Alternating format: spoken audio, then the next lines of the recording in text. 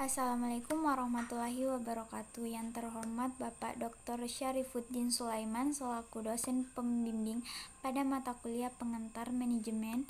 Pertama-tama perkenalkan, nama saya Nur Anissa dari kelas M21B dengan NIM 1057211053321.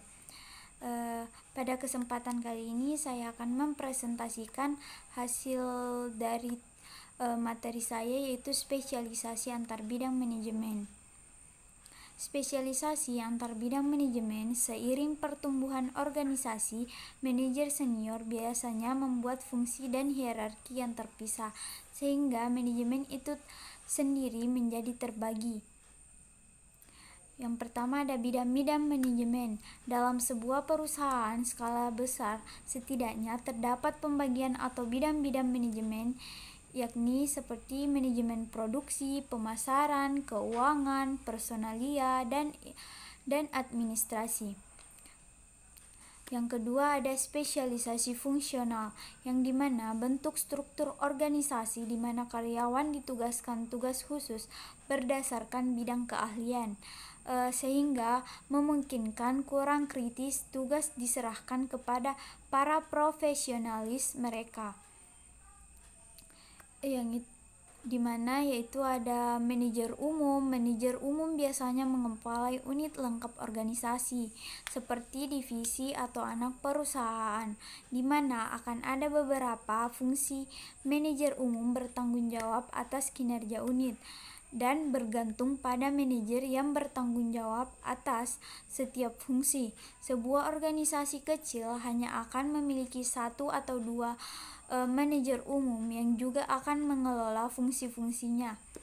Yang kedua ada manajer fungsional. Manajer fungsional bertanggung jawab atas area kerja baik sebagai manajer lini atau manajer staff. Yang ketiga ada manajer lini atau line managers, yang dimana manajer lini bertanggung jawab atas fungsi yang menciptakan nilai secara langsung dengan memasok produk atau layanan kepada pelanggan. Mereka dapat bertanggung jawab atas toko retail, sekelompok perawat di Departemen Pekerjaan Sosial, atau area manufaktur. Kinerja mereka secara signifikan mempengaruhi kinerja dari citra bisnis, karena mereka dan staf mereka berhubungan langsung dengan pelanggan atau klien. Nah, yang keempat ada manajer staff. Manajer staff atau staff manager menangani tugas yang berkaitan dengan motivasi staf dengan mengenali, menyebarkan, dan mempromosikan potensi kerja karyawan yang bertujuan memberikan kontribusi efektif untuk mencapai tujuan organisasi atau perusahaan. Nah, yang kelima itu ada manajer proyek, yang dimana dapat didefinisikan sebagai seseorang yang bertanggung jawab terhadap pelaksanaan proyek dimulai dari kegiatan yang paling awal hingga proyek selesai. Proyek manajer bertanggung jawab terhadap organisasi induk, proyeknya sendiri, dan tim yang bekerja dalam proyek. Nah, topik terakhir yaitu hierarki manajemen.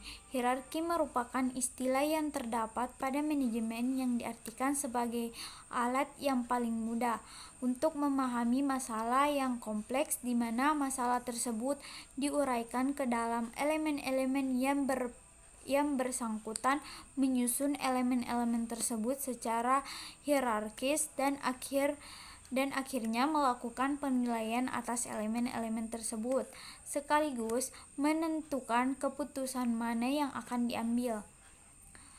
Seiring pertumbuhan organisasi, manajer senior biasanya membuat hierarki posisi, jumlah pekerjaan manajemen dan non-manajemen dalam posisi ini bervariasi, dan batas-batas di antara mereka bersifat cair, seperti melakukan operasi langsung, mengawasi staf pada operasi langsung, mengelola supervisor atau manajer lini pertama, dan mengelola bisnis. Sekian, itulah tadi hasil presentasi dari saya. Mohon maaf jika masih banyak yang kurang. Sekian dari saya. Wassalamualaikum warahmatullahi wabarakatuh.